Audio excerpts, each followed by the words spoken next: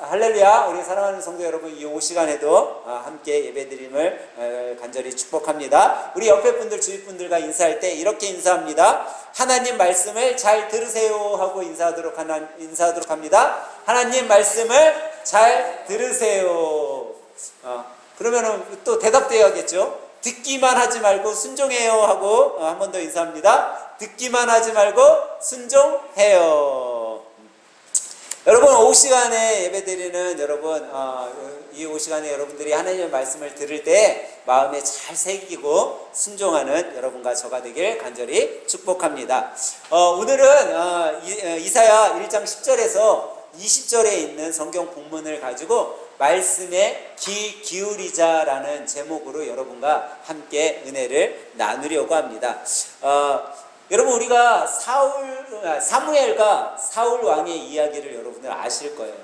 그 중에 한 이야기, 이런 이야기가 있습니다. 하나님이 이제 사울 왕에게 나타나서 너 이제 아말렉을 다 진멸하라 라고 하나님께서 명령하십니다. 그래서 그것을 이제 사무엘이 사울과 이야기를 나누는 장면입니다. 하나님께서 사울에게 이야기하셨을 때 아말렉을 진멸하되 어떻게 진멸하라고 했냐면 하나도 남김없이 싹 진멸하라고 했어요. 어떻게 진멸하라고요? 싹. 근데 그 싹 쓸어버리는 거는 뭐도 속해 있었냐면 어린아이, 짐승들까지도 남기지 말고 다. 좀 너무 잔인하잖아요. 하나님 아기들을 어떻게 죽여요?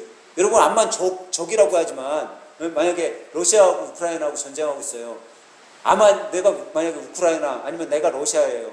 상대 적국에 쳐들어가서 죽이는데 아기가 있네. 아기가 응애응애 울고 있어. 그 애기 죽일 수 있겠어요, 여러분? 아기가 응애응애 그냥 쉽게 죽일 것 같아요? 나는 고민할 것 같아. 암만 적군의 아기라 할지라도 고민될 거예요. 근데 하나님이 뭐라고 명령하셨으면 하나도 남김없이 싹 진멸하라고 했어요. 그러고 난 다음에 이제 사무엘과 사울이 만나게 돼요. 그리고 사무엘이 사울에게 이야기를 해요. 임금님, 하나님이 저 아말렉을 어떻게 하라고 했습니까? 내가 남기지 말고 진멸하라고 했다라고 그렇게 얘기를 해요. 그랬더니 이 사무엘이 사울을 향해 뭐라고 해요? 그러면 임금님, 저 밖에서 우는 양의 소리는 뭡니까? 라고 이야기를 해요. 사울이 뭐 한 거예요? 싹 진멸하지 않고 아주 토실토실 살찐 소, 양을 끌고 왔어. 그래놓고 마음에 뭐라고 생각을 했냐면 이렇게 생각을 해요. 야, 저거 비록 아말렉의 짐승이지만 야, 저 토실토실 살찐 양, 저 토실토실 살찐 소 하나님 앞에 제사로 드리면 하나님이 얼마나 좋아하시겠어 라고 생각을 해요. 근데 여러분, 하나님이 뭐라고 했어요? 남기지 말고 진멸하라고 했어요. 근데 사울은 그 하나님의 말에 명령에 순종치 않고 뭘 가미시켰어요? 하나님의 말씀에 자기의 생각을 가미시켰어요. 내가 저걸 하나님 앞에 드리면 저 살찐 양, 저 살찐 소를 받으시고 하나님은 기뻐하실 거야. 근데 그렇지 않았어요. 이 이야기 속에서 우리가 너무나 잘 아는 이야기가 나와요. 순종이 제사보다 낫다. 여러분, 순종이 제사보다 낫다는 건요, 하나님의 말씀에 순종하는 것이 어떠한 예배보다 낫다는 거예요. 그러면서 그 뒤에 숫양의 기름보다 더 하나님의 말씀을 듣는 것이 낫다라고 이야기를 해요. 여러분, 하나님의 말씀은요, 순종할 때 비로소 참 빛을 발하는 거예요. 하나님의 말씀은요, 듣는 것으로 끝나면 안 돼요. 하나님의 말씀은요, 듣고 내가 그냥 나 오늘 예배 열심히 하나님의 말씀 잘 들었어 라고 하고 돌아간다면 아무 의미가 없는 거예요. 여러분, 사울 왕도 하나님의 말씀을 분명 들었어요. 잘 들었어요. 그리고 자기가 자기 딴에는 하나님께 더 좋은 것으로 예배를 드린다라고 얘기를 했어요. 근데 그렇지 않은 거예요. 하나님의 말씀은요, 1.1획도 하나님의 말씀대로 행할 때 그것이 참되고 복된 것이에요. 그렇기 때문에 우리가 하나님의 말씀을 잘 들어야죠. 근데 여러분, 신앙생활 하다 보면 의문이 생겨요, 안 생겨요? 성경을 읽다 보면 성경에 의문이 생겨요, 안 생겨요? 생겨요, 여러분. 우리는요. 의문이 생기기도 하고 이거는 뭐지? 궁금할 때가 있어요. 근데 그 궁금할 때 여러분과 제가 어떻게 해야 될까요? 여러분 궁금증이 생기면 여러분 쉬운 방법이 있어요. 무슨 궁금증이 생겼어. 그러면 어떻게 해야 될까요? 물어보면 되잖아요. 뭐에 물어봐요? 요즘에 뭐 챗GPT에게 물어보면 정확하게 가르쳐 준다고 그러더라고요. 그래갖고 제가 챗GPT에다가 궁금한 거 써봤어요. 그랬더니 진짜 잘 가르쳐줘요. 근데 여러분 성경에 신앙생활에 궁금증이 생기면요 제일 먼저 물어보기 쉬운 사람이 누구예요? 목회자들이에요. 장로님한테 물어봐도 되고 아니면 신실한 집사님한테 물어봐도 되고 목사님한테 물어봐도 되고 제일 먼저는 내가 같이 속해 있는 교회 공동체 식구들에게 물어봐야 돼요. 근데 우리가 누구한테 물어보냐면 궁금증이 생기다 보니까 옆에 있는 친구들한테 얘 예수님 잘 믿는 것 같아서 물어봤어. 그랬더니 어느 날 이 친구가 야 여기 성경 공부 잘 가르치는 데 있어. 거기 한번 가보자. 여기 성경 모임 좋은 데 있어. 한번 가보자. 그거 어디에요 다? 네? 여러분 거의 다 이단이에요 지금. 90%가 이단이에요. 네. 여러분이 정말 성경 공부 아니면 세미나 이런 거 가고 싶잖아요. 그러면 우리는 침례교인이잖아요. 침례교 총회에서 하는 세미나들이 있어요. 침례교회에서 하는 세미나들 그런 데는 가셔도 돼요. 총회에서 아예 이런 세미나 있습니다. 이런 강사님이 무슨 성경 공부합니다. 이런 모임이 있습니다. 주관하니까. 또 우리 교회에서 목장 모임 하잖아요. 내가 정말 성경에 궁금증이 생기고 그래요? 그러면 1년 365일 우리 공과 갖고 하잖아요. 그 성경에 나와 있는 내용을 가지고 성경 모임하고 있는 거예요. 그러면 그거 보다 보면 내 궁금증이 풀리게 되는 거예요. 그럼 내가 뭔가 의문이 생긴다. 그러면 교회에서 하는 모임 아니면 우리 교단에서 하는 것들을 가면 돼요. 근데 그렇지 않고 내가 잘 알지도 못하는 곳에 성경 공부 잘한다고 해서 갔다 보니까 이단인 거예요. 이단은요 늪과 같아요. 처음에는 내가 빠진지를 몰라요.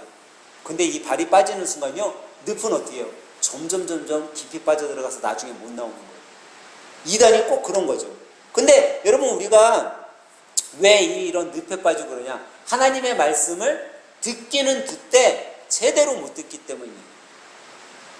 알기는 알되 똑바로 알지 못하니까. 그래서 신앙생활을 할 때는요 하나님 말씀에 귀를 기울여야 된다는 거예요. 하나님의 말씀에 귀를 기울이는 건요 두 가지가 있어요. 어떻게 귀를 기울이냐면요 두 부류의 사람인데 하나는요 자기에게 유리한 말만 들어. 하나님의 말씀을 나한테 유익이 되고 좋은 것만 골라서 듣는 사람이 있어요. 또 한 사람은 어떤 분이냐, 듣되 내 것만 듣는 것이 아니라 상대방의 입장에서도 같이 듣는 사람이 있다라는 거예요. 그러니까 이 사람은요 만약에 교회에서 목사님 설교를 할 때 목사님 설교를 들어요. 어느 날은 나한테 정말 도움이 되고 나를 기분 좋게 하고 나에게 웃음을 주고 힘이 되는 그런 설교를 목사님이 했어요. 너무너무 잘 듣는 거지, 은혜스럽게. 근데 어느 날 들었더니 목사님이 자기한테 가시만 되는 정말 신경이 막 곤두서는 그런 말씀만 전하는 거야. 나 들으라고 하나? 목사님 지금 설교로 나 까나? 그런 걸로 들리는 그런 거죠. 뭐 예를 들면 목사님이 우리 교회가 요즘에 성경 일독을 하잖아요. 아니 어떤 분은요 신앙생활 10년 20년을 했는데 성경 일독 한 번을 못하고선 신앙생활을 하는 사람이 있어요. 그런 사람은 정말 빨리 회개하고 성경 열심히 읽어야 된다고. 근데 자기가 한번 생각해봤더니 자기가 지금 신앙생활한 지 한 10년 됐어요. 근데 진짜 창세기 1장 1절에서부터 요한계시록 22장까지 한 번도 읽은 적이 없네? 목사님 나 들으라고 하는 얘기구만 이거. 나 10년 동안 하는 동안 성경 읽고 한 번도 못한 거 어떻게 알았지? 야, 이 나를 창피를 주나? 이렇게 듣는다라는 거야. 똑같이 설교를 듣고 한 사람은 내가 10년 동안 정말 신앙생활 한다고 하면서 한 번도 하나님의 말씀을 일독도 못했구나. 나 오늘부터라도 빨리 가서 하나님의 말씀 그래 열심히 한번 이번에는 읽어보자. 정독은 못하더라도 통독이라도 한번 해보자 라는 마음을 갖고 그렇게 설교를 듣는데 그렇지 못하다라는 거죠. 왜? 나한테 유익되는 건 듣고 나한테 불리한 거는 바로 받는 거예요. 이게 뭐냐? 말씀을 제대로 귀를 기울인 사람과 말씀을 제대로 귀 기울이지 못한 사람의 차이라는 거예요. 그래서 우리가 여러분 말씀을 듣고 보고 읽을 때 말씀에 귀를 기울여야 되는 거예요. 기울이지 못하면요 실수하는 거죠. 예전에 제가 한번 예화를 드린 적이 있었을 거예요. 어떤 크리스찬 젊은이들이 결혼을 하게 됐어요. 이 크리스찬 남자 여자가 결혼을 하니까 주례를 누구한테 부탁을 드렸냐면 목사님한테 주례를 부탁드린 거예요. 그래서 목사님이 그래 너희들 신앙생활하면서 좋은 교제해갖고 결혼하게 됐으니까 내가 너희들에게 좋은 주례사를 해줄게 그랬어요. 그래서 목사님을 주례로 세웠지만 사회 보는 친구는 자기하고 제일 친한 친구를 세울 수밖에 없었어요. 근데 이 친구는 교회는 자기 따라서 몇 번 나가기는 나가고 어렸을 때 같이 다니고 그랬던 어렸을 때 친구인데 신앙생활 열심히 한 친구는 아니었어가지고 이 친구한테 부탁을 해 말아야 돼. 그래도 너무 친한 애니까 그래 이 친구한테 부탁하자. 뭐 얘가 아예 뭐 교회를 안 나가 본 애도 아니고 그 부탁을 했어요. 이 사회 보는 친구가 목사님이 주례를 한다고 하니까 그래 내가 신앙생활 교회 열심히 다니지는 못했지만 오늘만큼은 목사님 주례에 누가 안 되게 열심히 내가 해야겠다. 그래갖고 목사님한테 갔어요. 목사님 혹시 이번 주례를 하신다면서요? 제가 저 친구 이번에 사회를 맡게 된 친구인데 목사님이 전할 그 주례사 성경 말씀이 있으면 제가 오늘 열심히 목사님 보필을 해드리겠습니다. 그래서 목사님이 종이에다 적어줬어요. 요 1, 4장 18절 딱 해갖고 적어서 줬어요. 이 목사님이 그걸 좀 한글로 좀 적어줬으면 좋겠는데 한문으로 적어준 거예요. 여기 보다가 보니까 요 1, 4장 18절 말씀 그래갖고 자기 딴에 그래도 조금 다녀봤잖아요. 그래서 그게 뭐예요 원래? 요한일서 4장 18절 말씀인데 이 친구가 요한복음 4장 18절 말씀이구나. 그래서 이거를 내가 이제 큰 소리로 주례하시기 전에 읽어드려야지 하고서 읽어드렸어요. 요한복음 오늘 주례사 목사님이 여러분들에게 해드릴 말씀은 요한복음 4장 18절 말씀입니다. 제가 읽어드리겠습니다. 그래서 읽어드렸어요. 뭐라고 읽었어요? 내가 남편이 5이 있었고 그래서 갑자기 분위기가 썰렁해지는 거야. 이게 주례사에 무슨요? 근데 목사님이 어쨌든 자기한테 준 거니까 그래 맞아 읽자. 그래서 읽었어요.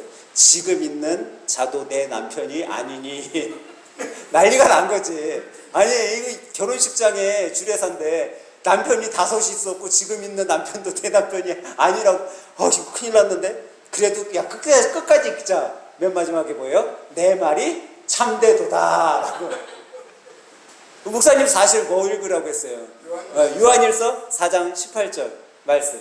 4장 18절 말씀은 그거예요. 그런 말씀이죠. 두려움이 있지만 서로 잘 보필해서 두려움 가운데서도 아름다운 가정을 이끌어라 하는 그런 말씀을 목사님이 준비했는데 이거는 읽어놓은 거를 이상한 걸 읽어놨잖아요. 목사님이 그날 어쨌든 그 설교 본문에 맞춰서 설교하느라고 진땀을 흘리셨다라는 거예요. 먹거나 말거나 한 이야기지만 여러분 우리가 말씀을 들을 때 똑바로 듣지 않으면 우리도 이런 실수를 범할 수 있다라는 거예요.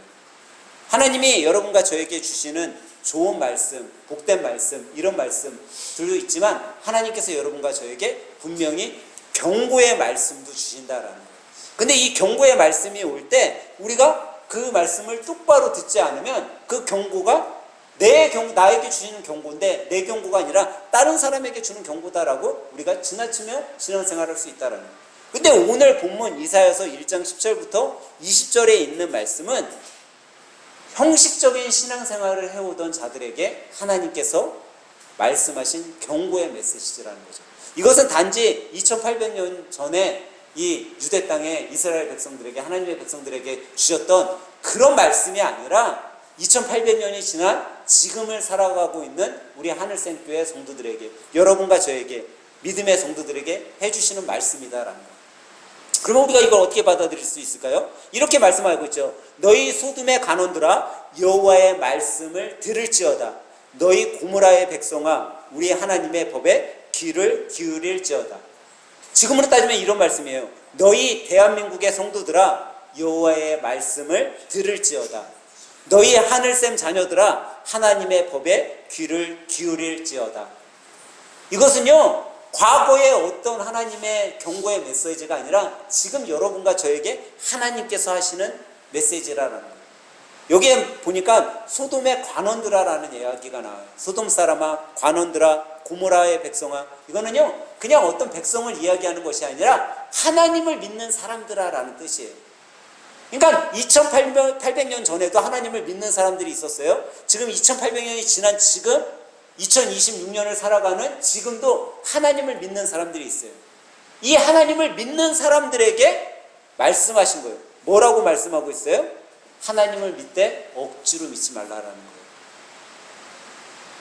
여러분, 아까 전에 제가 점심 먹다가 우리 장선희 이사님하고 이야기한 것 중에 뭐 그런 이야기 있었어요. 헌금 내는 거 이야기. 여러분, 세상 사람들은요, 헌금에 대해 참 민감해요. 교회를 다니는 데 있어서. 그 뭐 세상 사람뿐만 아니에요. 교회를 다니는 사람들도 참 민감해요. 이 헌금에 대해서는 참 민감해요. 왜? 돈을 내는 거니까. 근데 여러분, 경험이요, 자기가 체험을 하잖아요. 아무리 체험을 하면요, 아무리 내지 말라고 해도 돼요. 근데 체험하지 못하면요, 그게 너무 아까운 거예요. 제가 예전에 한번 여러분들한테 이야기 해드린 적이 있을 거예요. 제가 남양주에 있을 때, 남양주에 있으면서 이제 남양주에 제가 사는 동네에 한 교회에 다니고 있었어요. 좀 웬만큼 큰 교회였어요. 한 몇백 명 모이는 교회예요.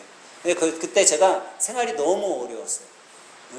어느 정도 어려웠냐면 주머니에 돈 1,000원이 없었어요. 한 달 생활비가 10만 원도 안 돼. 10만 원이 없어. 10만 원이 없어서 그 10만 원이 뭐 수중에 없어서 뭐 먹는 것도 제대로 못 먹고 지냈어요. 그렇게 어렵게 지냈어요. 그래도 뭐 신앙생활을 하니까 교회 가서 예배를 드리죠. 예배를 드리면 주일날 저기서부터 헌금 바구니가 막 와. 근데 내 주머니 안에 돈 1,000원이 없는 거예요. 마음이 하나님 앞에 드릴 돈이 없는 게 아니라 내 마음은 하나님 앞에 너무 드리고 싶은데 내 수중에 돈이 없는 거예요. 근데 내가 만약에 내 수중에 뭐 1,000원이라도 있으면 드렸겠어요? 안 드렸겠어요? 그냥 드리는 거예요. 왜? 그런 경험의 삶을 살아왔으니까. 근데 저기부터 헌금 바구니가 오는데 주머니에 돈 하나 없는 거야. 근데 마음속에 그런 마음이 드는 거야. 하나님, 저도 하나님 앞에 이렇게 드리고 싶은데 내 주머니 안에 물질 돈 10원이 없어서, 돈 1,000원이 없어서 하나님 앞에 저 헌금 바구니가 오는데 드리지 못하는 제 모습 얼마나 불쌍히 하나님, 불쌍히 여겨주세요. 저도 하나님 앞에 드릴 수 있는 삶 살아가게 해주세요. 그때 그런 기도가 내 안에서 넘쳐났어요. 그리고 난 다음에 뭐 그 후에 지금까지 이렇게 생활해 오면서 진짜 뭐 주머니가 말라서 내가 하나님 앞에 헌금 못 드리는 그런 거 없어요. 제가 어디 가서 예배 드려도 헌금 드릴 수 있어요. 생활이. 뭐 헌금 바구니를 하든 뭐 우리 교회처럼 들으면서 헌금을 내든 그냥 기쁘게 하나님 앞에 드리는 삶이 돼버린 거예요. 근데 이건 누가 얘기해서 알게 되는 게 아니에요. 자기가 경험을 하잖아요. 그러면 그냥 드릴 수 있는 거예요. 그리고 그런 기분 좋게 하나님 앞에 기쁘게 드릴 때 내가 더 내 마음에 더 기쁨이 만족함을 느끼게 되는 걸 내가 체험했기 때문에 드리는 거예요. 근데 세상 사람들 그게 힘든 거죠. 교회를 다니는 사람들도 그렇지 못해요. 우리 이제 사모님, 어머니, 장모님이 교회에 가서 처음에 교회 갈 때 저한테 그러시더라고요. 교회에 가면 헌금을 얼마 해야 돼? 이렇게 물어보시더라고요. 그래서 내가 어머니 헌금을 얼마 내시는데요? 그래갖고 그래도 주위의 사람들 보니까 창피하지 않으려고 5,000원을 내신대요. 그래갖고 5,000원을 내세요? 그 5,000원이 어머니 중요한 게 아니에요. 어머니가 5,000원을 내든 1,000원을 내든 하나님은 5,000원을 받는다고 해서 하나님이 그거 갖고 뭐 떡을 사잡수시겠어요? 뭐 하시겠어요? 1,000원을 냈다고 해서 그거 얼마 안 돼서 뭐 갖고 싶은 거 못 사시는 하나님 아니시잖아요. 1,000원을 내도 하나님한테는 똑같고 5,000원을 내도 하나님한테는 똑같아요. 어머니가 100만 원을 내도 똑같아요. 근데 하나님은 뭘 보냐면 어머니가 이 헌금을 드릴 때 기쁜 마음으로 드리는지 아니면 억지로 드리는지 그 마음을 다 아세요. 근데 제가 저번 주에 내려갔었어요. 저번 주에 내려갔는데 헌금 얘기가 나왔어요. 내가 어머니 헌금 얼마 내세요? 그랬더니 10,000원을 낸대. 매주 자기는 10,000원을 낸대. 그래갖고 10,000원 낼 때 기분이 어떠세요? 부담되지 않으세요? 그랬더니 너무 기쁘게 낸다는 거예요. 그래서 내가 어머니 예전에 그 5,000원 낼 때도 사람들이 이렇게 쳐다보는 거 그 이목대서 갖고 낸다고 그러시지 않았냐고 그랬더니 지금은 그런 게 하나도 없대요. 그러더니 저한테 하는 게 내가 믿음이 생겼나 그래요. 여러분 우리가요 체험을 하게 되면요 아깝지 않은 거예요. 드릴 때 이 돈 액수를 보는 게 아니라 기쁨으로 그냥 드리게 되는 거예요. 체험이 없는 사람들이 자꾸 딴 사람들하고 비교하게 되고 그 액수를 보게 되고 걱정을 하게 되고 아 이거면 다른 데 어디에 쓸 수 있었을 텐데 예전에 그런 얘기 하더라고요. 우리 사모가 저한테 그런 얘기 하더라고요. 자기는 젊었을 때 그런 경험했었대요. 어느 날 정말 어려워서 11조를 내지 못하고 11조를 딴 데 쓴 적이 있대요. 그냥 쓰고 났는데 그 11조를 만약에 안 냈으면 10분의 1을 갖고 생활했으니까 더 좀 부유하게 그 한 달을 보냈어야 되잖아요.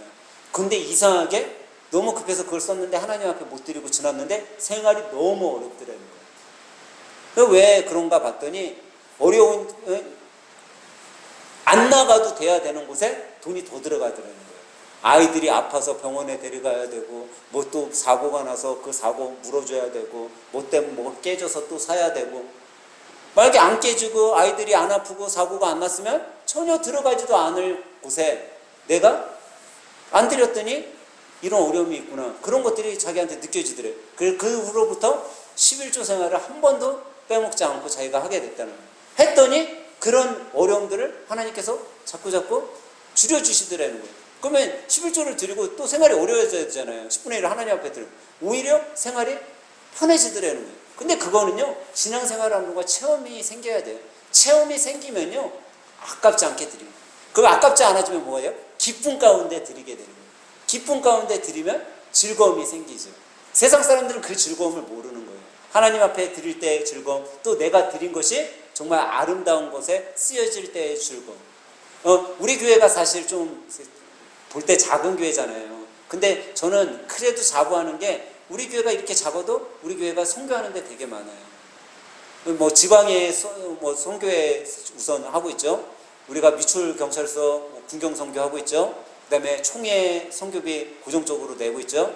1년에 한 번 뭐 우리가 뭐 선교 점통 한 거에다가 교회 재정 보태서 하고 있죠. 뭐 이번처럼 뭐 베네수엘라나 이런 데 어려움 당하면은 많지는 않지만 또 일부 선교하죠. 여러분들이 공과 우리 구형 목장 모임 할 때 공과 만드는 교회 진흥원에도 저희가 다만 얼마라도 선교하고 있죠. 여러분 큰 교회라고 해서 선교하는 게 아니에요. 작은 교회라서 선교 못하는 게 아니에요. 근데 우리 교회가 이렇게 작은데도 조금씩이라도 선교를 하다 보니까요, 목회자가요 좀 어떻게 보면 어깨가 올라가요. 사실 야 그래도 우리 교회가 좀 작아도 이렇게 선교할 수 있다는 게 얼마나 감사해요. 근데 그 감사가요, 우리가 그냥 할 수 있냐? 여러분 정말 없으면요 못해요. 주머니에요 1,000원이 없으면 헌금을 못하는 거예요. 근데 선교할 능력이 있는 거야. 그래도요 조금씩이라도 어디인가 우리가 선교할 수 있고 도와줄 수 있고 봉사할 수 있고 할 수 있기 때문에 우리가 할 수 있는 거죠. 근데 그걸 누가 얘기해 주셨냐라는 거예요. 하나님께서 해주신 거예요. 근데 그 체험을 하면요, 선교하지 말라고 해도 교회가 야 우리 교회는 너무 작아서 못해. 너무 작아서 못해. 여러분 인천에 침례교회가요 한 30여 곳이 있어요. 인천 지역에 침례교회들이요. 그게 아니 인천 지방의 침례교회. 인천 지방의 침례교회 30여 곳이 있는데 인천 지역은 좀 침례교회가 약하잖아요. 근데 우리 교회보다요 성도들 더 많이 모이는 교회들도 많잖아요. 근데 이렇게 목사님들한테는요 선교비, 뭐 지방예비, 뭐 여성 부녀예비 뭐 이런 거 내는 게 그 금액이 다 적혀져서 와요. 그러면서 저도 이렇게 다 보잖아요. 그럼 우리 교회보다 성도들 많이 모이는 교회들, 또 적게 모이는 교회들 다 보잖아요. 근데 우리 교회가요 그래도 금액을 많이 내는 편이에요. 그러면 저는요 교회 성도가 많아서 아니면 우리 교회가 자립해서 기쁜 것이 아니라 우리 교회가 큰 교회, 성도 많은 교회보다도 이렇게 할 수 있는 힘이 있네 라는 것에 기쁨이 오더라고요. 근데 그게 지금 벌써 10년째 우리가 그렇게 해오고 있어요. 우리 교회가 2016년도서부터 해왔으니까요. 근데 하나님이 그거를 여러분과 저를 통해 그 능력을 주신 거죠. 그것을 경험한 자는 기쁘게 행할 수 있고 기쁘게 누리면서 살아가는 거예요. 근데 그것을 어떻게 할 수 있냐? 오늘 말씀은요 하나님의 말씀에 귀를 기울일 때 된다는 거예요. 그러면 여러분 하나님의 말씀을 잘 기울이기 위해서는 여러분 우리가 어떻게 해야 될까요? 그것은요 기본적인 것에 먼저 귀를 기울여야 돼요. 기본적인 거라는 건요 말씀 그대로 받아들여야 된다라는 거죠. 어느 교회 목사님이 학생회를 이렇게 담당하는 목사님이 있었어요. 이 학생들이 목사님한테 맨날 주말이면은 목사님이 교회 성경 공부하니까는 아이들이 그러는 목사님 배가 고파 죽겠어요. 우리 피자 좀 사주세요. 막 그러는 거예요. 피자 좀 사주세요. 아 오늘은 좀 피자 좀 사주셔야지 성경 공부하죠. 그러니까 목사님 그래? 그러면은 내가 피자 사줄게. 아니 목사님이 웬일로 피자를 사주신다고 하지? 절대 안 사주실 분인데 애들이 다 기분이 좋았어요. 그래 그러면 목사님 약속하시는 거예요? 꼭 피자 사주시는 거예요? 그랬더니 목사님이 그래 피자 내가 꼭 사줄게. 하지만 피자는 내가 선택한다. 그 종류는 내가 선택할게. 그랬더니 애들이 그래도 좋잖아요. 목사님 사주니까. 아, 선택은 목사님 마음대로 하세요. 뭐 콤비네이션을 사주시든지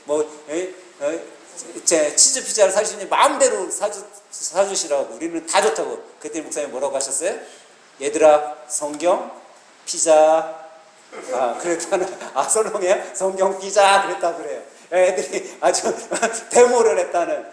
여러분, 우리가요, 말씀을 들을 때 말씀 그대로 우리가 들을 줄 알아야 돼. 말씀 그대로. 말씀 그대로 듣는 거는 하나님께서 여러분과 저에게 감동 주신 그대로 들으라는 거죠. 우리가 감동 받았어요. 하나님이 야, 너 하나님의 말씀을 들을 때 이런 찔림이 있냐? 그런 찔림의 말씀을 주셨어. 그럼 뭐 하면 돼요? 여러분, 내가 찔림 받았어. 그럼 뭐 하면 돼요? 회개하면 되는 거예요. 회개하면.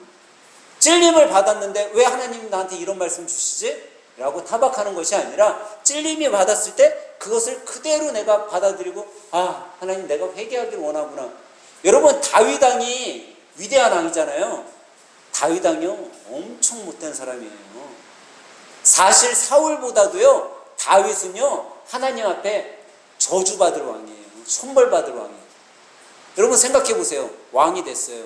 그것도 자기한테 목숨을 걸고 싸우는 장수의 아내를 겁탈했어요. 여러분, 인간적인 도덕적으로도 이해가 되세요? 이해가 안 되지. 지금 만약에 그것이 텔레비 뉴스에 나왔다고 해봐요. 난리 났을 거야. 대통령이 국회의원 아내를 겁탈했어. 그럼 어떻게 했을까요? 여러분, 어떻게 했을 것 같아요? 탄핵 대구도 남았죠. 그런데 다윗 왕이 그런 사람이에요, 여러분. 그런데 우리가 알기로 어때요? 다윗은 어떤 왕이에요? 최고의 왕이에요. 이스라엘 역사상에 둘도 안 가는 왕이에요. 왜 그가 그런 사람이 됐어요? 그런 못된 사람이. 왜 그랬을까요?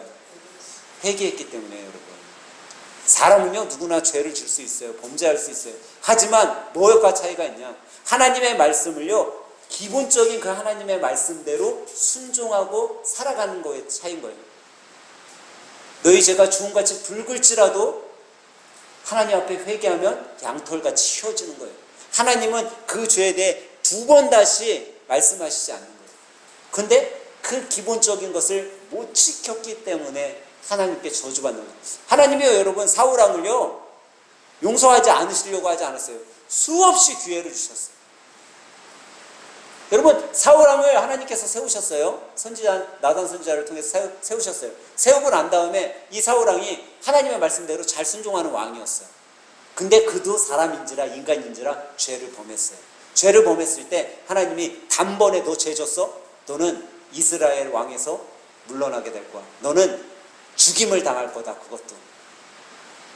그렇게 얘기했을 때 여러분 어떻게 했어야 돼요? 어떻게 했어야 돼요? 눈물로 회개했어야 돼요. 하나님, 저 정말 죽을 죄를 졌습니다. 제가 하나님의 이 말씀, 가장 이 기본적인 말씀을 못 지켰군요. 하나님, 저를 용서해 주세요. 옷을 찢어가며 눈물로써 머리를 무릎에 조아리고 눈물로써 기도했어야 돼요. 근데 그렇지 못한 거예요. 그래서 그는 이스라엘 왕에서 물러나게 된 거죠. 하지만 다윗, 그렇게 어떻게 보면은 파렴치한 그런 나쁜 잘못을 지은 이 왕도 하나님 앞에 눈물로 회개하고 그가 자기의 죄를 뉘우치니 하나님께서 그를 위대한 왕으로 세워주신 거죠. 우리는 하나님의 가장 기본적인 말씀에 우리는 귀를 기울여야 돼요. 두 번째로 여러분, 우리는 어떤 말씀에 귀를 기울여야 되냐면요, 경고와 명령에 귀를 기울여야 돼요. 성경은요, 좋은 은혜의 말만 써놓지 않으셨어요. 하나님이 분명 경고의 말을 써놓으셨어요. 여러분, 아주 유명한 목사님이 한 분이 있었어요. 솔로몬과 같은 목사님이 있었는데, 이 목사님이 누굴까요? 박건영 목사님이라는 사람이, 목사라는 사람이 있었어요. 근데 어느 날 두 시어머니가 한 처녀를 데리고 와서 이야기를 하는 거예요. 저 처녀가 우리 아들의 며느리다. 근데 한 시어머니도 아닙니다. 저 처녀는 우리 아들의 며느리입니다. 똑같이 우기는 거예요. 그랬더니 이 현명한 박건영 목사가 어떻게 얘기를 했어요? 내가 판결을 해서 찾아드리겠습니다. 뭐라고 했을까요? 저 처녀를 반으로 쪼개서 각각 나눠주도록 해라 라고 얘기했어요. 그랬더니 한 시어머니가 그러는 거예요. 그 목사님 안 됩니다. 반으로 저 처녀를 쪼갠다니요. 그럼 죽잖아요. 차라리 저 여인에게 주십시오. 그랬더니 이 시어머니는 뭐라고 해요? 아이고 목사님 잘 됐습니다. 반으로 쪼개서 딱딱 나눠주세요. 그러는 거예요. 그랬더니 이 박건영 목사가 듣더니 옳거니 정확하게 내가 판결을 내리겠어. 이 처녀를 살리라는 시어머니한테 주지 말고 죽이라는 저 시어머니에게 주시오. 저 시어머니가 이 여인의 시어머니가 맞습니다. 라고 그러는 거예요. 사람들이 웅성웅성하는 거야. 아니 살리라는 시어머니한테 안 주고 죽이라는 시어머니한테. 여러분 시어머니는 절대 자기 딸처럼 그렇게 보듬지 않습니다. 죽이라고 했던 저 시어머니가 맞습니다. 라고 얘기를 했대요. 여러분 하나님의 말씀은요 여러분과 저에게요 지혜를 주기도 하지만 경고, 명령의 말씀이 있어요. 이 명령의 말씀은요 반드시 이루어지는 거예요. 명령은요 바뀌지 않아요. 우리는 기억을 해야 돼요. 하나님의 말씀이 나에게 명령이 될 때는요 바뀌지 않는다라는 거예요. 무시해서는 안 되는 거예요. 그 명령을 반드시 지킬 때 우리에게 임하는 것이죠. 참 신기하게도요 성경을 읽으면 읽을수록요 하나님은요 어떤 일을 여러분과 저에게 명령하실 때 그 다음에 뭐가 나와요? 약속이 나와요. 뭔가 내가 너에게 해주겠다라는 거죠. 명령만 하시고 경고만 하신 것이 아니라 너희가 이 말씀대로 살아가면 반드시 이런 일이 있을 거야 라고 약속하신다라는 거예요. 근데 우리는요 명령에만 꽂혀서 왜 하나님 나에게 이런 걸 시키시지? 왜 나에게 이런 경고를 하시지? 그거에만 꽂혀서 살아간다라는 거죠. 그 뒤에 아름다운 축복은 못 보고. 여러분 우리는 그런 것들을 체험을 해야 된다라는 거예요. 제가 지난주에 우리 현주 집사님하고 통화를 하다가 그러더라고요. 목사님 저 축할 일 있어요. 그래요. 뭐예요? 그랬더니 신랑이 취직을 했다라고 그러더라고요. 그런데 뭐 저 목사라서 그런지 몰라도 딱 생각 드는 게 야 그래도 우리 목장 식구들이 함께 기도하고 또 기도 제목 놓고 다 같이 중보기도 하니까 하나님이 응답해 주셨네 라는 생각이 저는 딱 드는 거예요. 근데 그런 게 어떻게 보면 체험이거든요. 이게 믿음의 가정에서 이런 일들이 있을 때 정말 하나님이 친구 직장을 통해서 아니 친구 사업체를 통해서 아니면 내가 아는 이웃의 사업체를 통해서 나를 데려다 쓴다 할지라도 그것 또한 하나님께서 내 삶을 인도하시는구나 라고 생각되면 그게 경험인 거죠. 그러면 이제 그 경험 속에서 나는 그냥 최선을 다해서 살아갈 뿐이에요. 그 다음에 또 한 걸음을 인도하시는 분은 하나님이세요. 근데 내가 최선을 다하지 않으면 여러분 그 삶이 다르게도 바뀔 수 있다는 거예요. 그러면 사람 된 입장에서 뭐예요? 하나님의 경고와 명령에 순종하며 최선을 다하는 삶을 살아갈 때 그 후의 일들은 하나님께 맡기는 거죠. 근데 우리는 어떻게 해요? 뭔가 좋은 직장에 들어가고 어디에 좋은 곳에 가면 이제부터는 내가 하려고 한다라는 거예요. 내가 하려고 하니까 내가 하다가 안 되면 지치고 내가 안 되면 포기하고 내가 안 되니까 내가 이 힘으로 하려고 하니까 도저히 안 돼서 그만두는 거죠. 근데 여러분 힘들수록 어떻게 해야 돼요? 나는 내려놓고 하나님한테 맡겨야 돼요. 하나님 지혜를 주세요. 내가 이곳에서 일하는 동안 잘할 수 있게 힘을 주세요.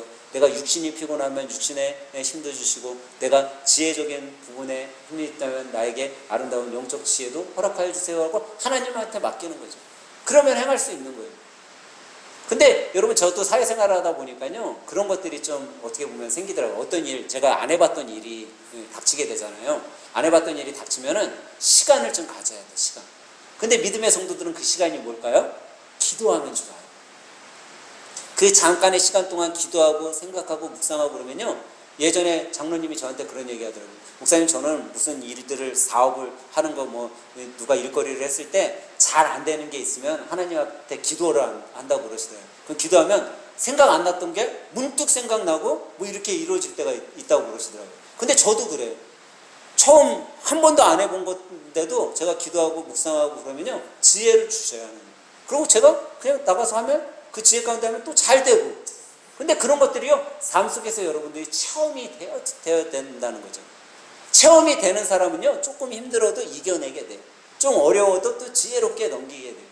그러면서 그곳에서 뭘 찾죠? 하나님의 말씀을 찾게 되는 거예요. 그게 다름 아닌 하나님의 뜻대로 살아가는 사람이죠.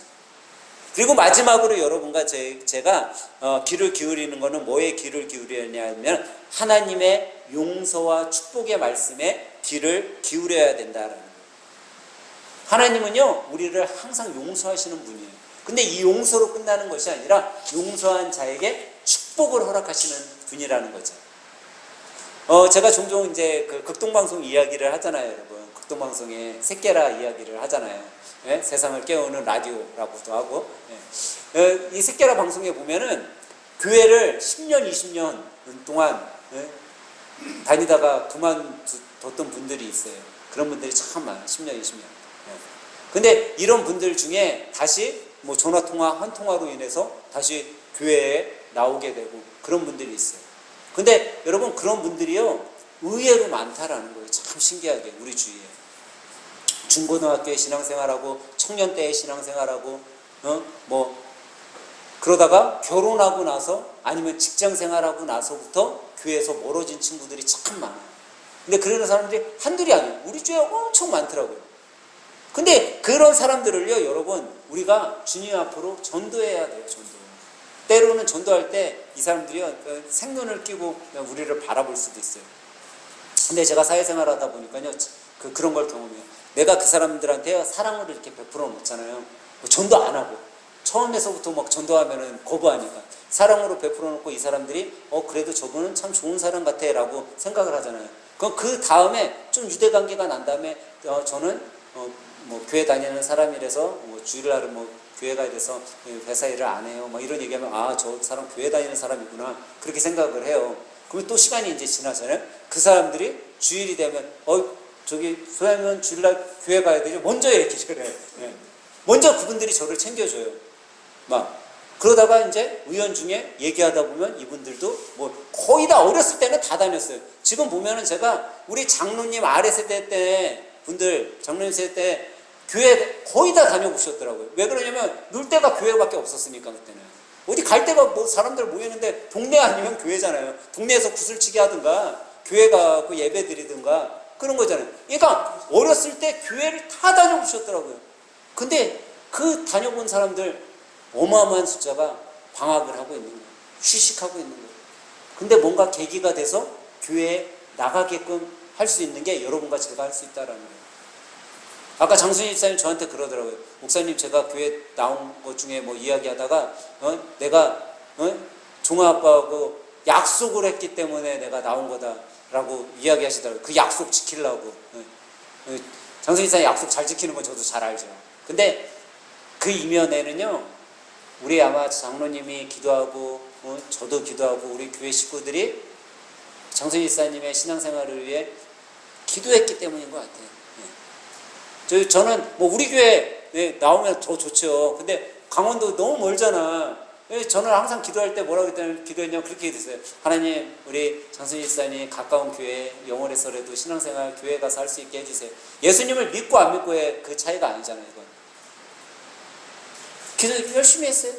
장로님은 저보다 뭐 사랑하는 아내를 위해서 기도하니 얼마나 드렸겠어.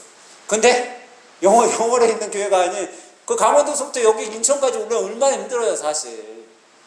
경험해 본 사람이 알지. 이 경험이 참 중요해요. 제가 왼쪽 어깨가 아파가지고 팔을 이렇게 들면은 너무 아팠어요. 좀 2년 동안 아픈데 우리 사모가 엊그저께서부터 오른손이 안 올라가요. 그러더니 저한테 한다는 소리가 처음에 목사님 팔 진짜 아팠겠어요. 딱 그러더라고요. 맨날 아파. 경험해 보니까 자기가 알겠다는 거예요.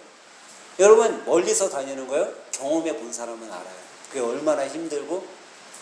여러분 가장 늦는 사람이 어디에 있는 사람이 가장 늦어요? 가장 가까이 사는 사람이 가장 늦어요. 참 신기해. 가까우면은 일찍 갈 것 같잖아요. 근데 그렇지 않아요. 근데 가장 멀리 있는 사람들이 일찍 와요. 그렇게 힘든데도. 근데 그 강원도에서부터 매주 좀 오셔갖고 예배 드리잖아요. 근데 이게 뭐 누구하고의 약속? 그것도 물론 있겠죠. 더 중요한 거는 누군가가 나를 위해 기도해줬던 그 기도의 눈물이 씨앗이 된 거예요. 열매 맺는 거죠. 그 열매가 또 다른 열매를 맺게 돼요. 여러분 그래서 기도가 중요한 거예요. 특별히 중보 기도가 중요한 거예요. 여러분들이 뭔가 어려운 일이 있고 아니면 기도 제목이 있을 때 나만 기도하는 것이 아니라 여러분들이 오픈해 놔야 돼요. 오픈하면요, 하나님의 말씀이 축복이 돼서 그 기도의 열매를 맺게 해주시는 거예요. 그것을 여러분과 제가 오늘 이번 일주일을 살면서 하나님의 말씀에 귀를 기울임으로 그 열매를 경험하는 여러분과 저가 되길 예수님의 이름으로 간절히 축원합니다.